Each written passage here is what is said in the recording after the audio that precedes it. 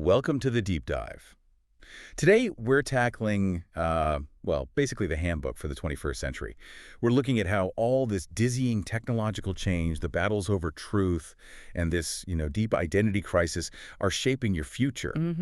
The sources we're drawing on for this deep dive, they aren't just about giving you information. They're really designed to challenge your focus, make you think. That's right.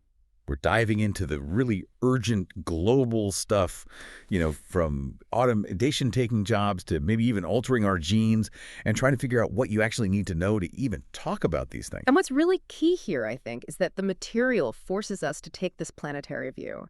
We have to look beyond just local politics. Right, bigger picture. Exactly. Yeah. We're talking about these huge seismic forces like accelerating climate change, things that just don't care about borders. No. They influence billions of lives, could make whole regions unlivable, spark massive migrations.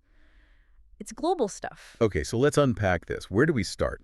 Maybe with that big political shift that sort of kicked off the century. Yeah, the collapse of the liberal story. Exactly. For decades, that idea, global progress, freedom, free markets, Yeah, it's all inevitable. It was the dominant narrative. it really was. But that faith is crumbling. And it's happening right when biotech and infotech are merging and throwing up challenges we just never seen before. Yeah, the source material actually calls this period disillusionment. It really flags the 2008 financial crisis as a turning point. Oh, okay. Since then, there's this feeling that the end of history idea, well, it's been postponed. Indefinitely, maybe. And you see the signs everywhere. Oh, yeah. Big political earthquakes like the Brexit vote or the election of Donald Trump. Those are symptoms. But is it just politics? Or is this disillusionment, is it coming from somewhere deeper? Oh, it's absolutely deeper. The source really emphasizes that globalization, well, it fundamentally benefited a pretty small slice of society. The educated elite. Right, leaving a lot of people out. A lot of people. A Yeah. huge working class felt, frankly, betrayed, left behind, disillusioned. And the promise of free trade. It wasn't always matched by, say, political liberalization. People felt like they got the economic disruption without the upsides of rights and democracy sometimes. Which leads to this really profound shift in what people are afraid of. Back in the 20th century, the big fear for the masses was exploitation. Right.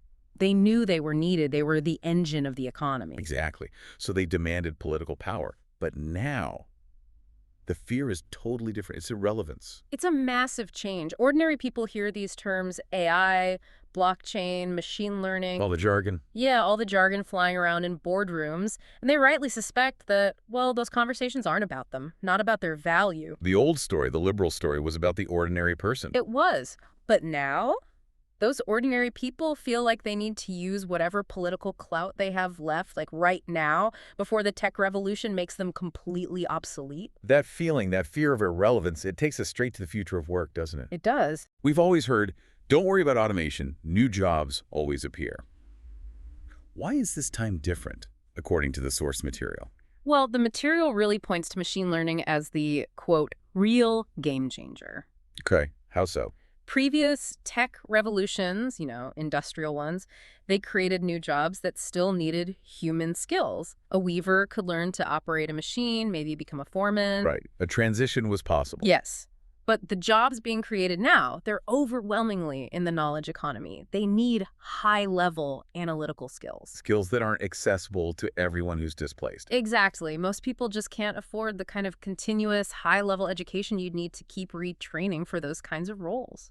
So we're looking at potentially huge displacement. But the upsides of this AI revolution, well, they're also huge, right? We can't just, stop it. No, and we probably shouldn't want to.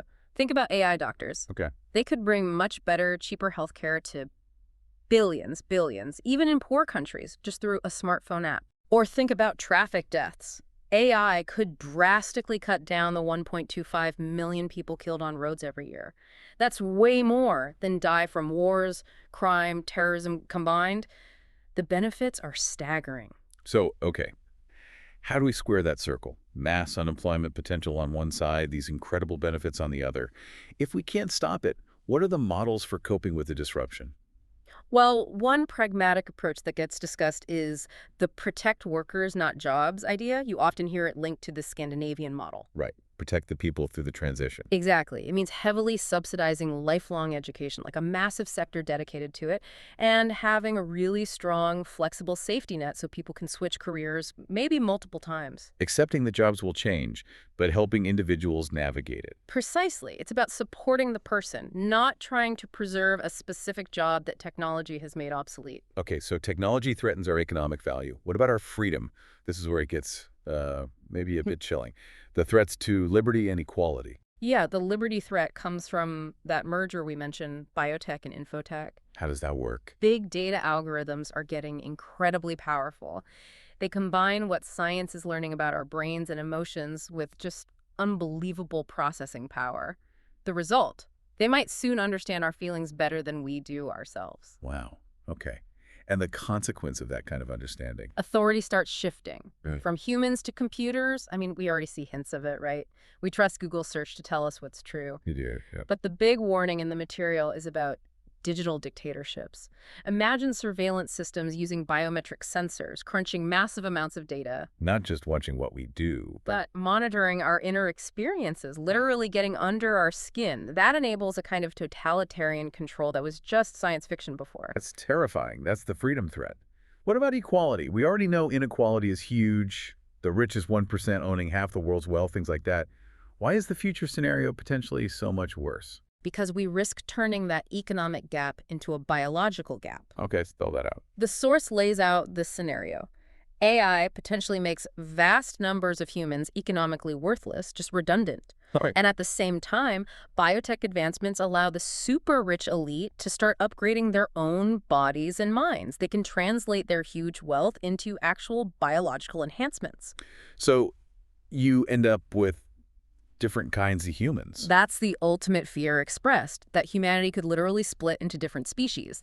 A tiny elite of genetically boosted superhumans and this massive underclass of what the source calls useless Homo sapiens. Good grief. How do you even begin to prevent that? The key, according to the analysis, is regulating the ownership of data. Data is the new oil, the most valuable resource. Right. If that concentrates in just a few hands, corporations, governments, then you risk creating that biological divide, a divide we might never bridge. There is a lot to think about. And what makes it all harder is this mismatch, right? Technology needs global cooperation. Desperate. But politics keeps pulling us apart. Nationalism, religion, culture.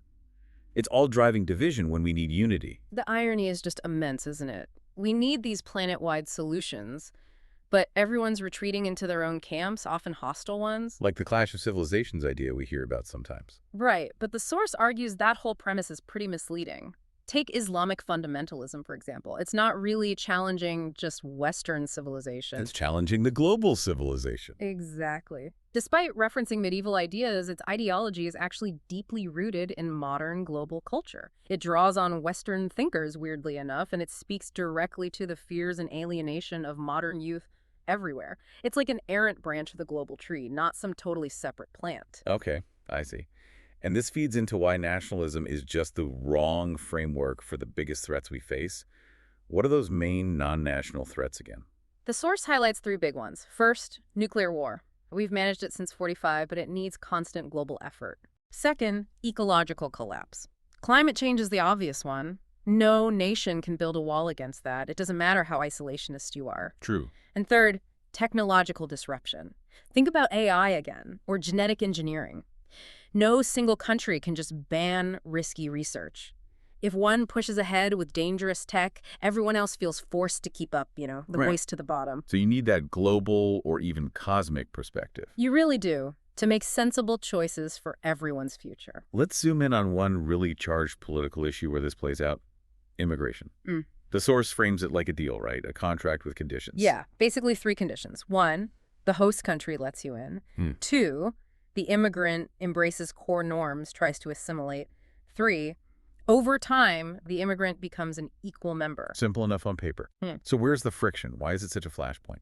Well, the core friction seems to be this fundamental disagreement over whether the deal is actually being honored by either side. Okay. So one side says, look, the immigrants aren't holding up their end, they're not assimilating enough. The other side says, no, wait, the host country isn't holding up its end. Even second or third generation immigrants, people who have assimilated are still treated like foreigners. So it's a breakdown of trust about the deal itself. Exactly. About the timeline, the depth of commitment, who's fulfilling their obligations, it gets really messy. Okay, moving from the political challenges to, well, the challenge of just knowing what's true.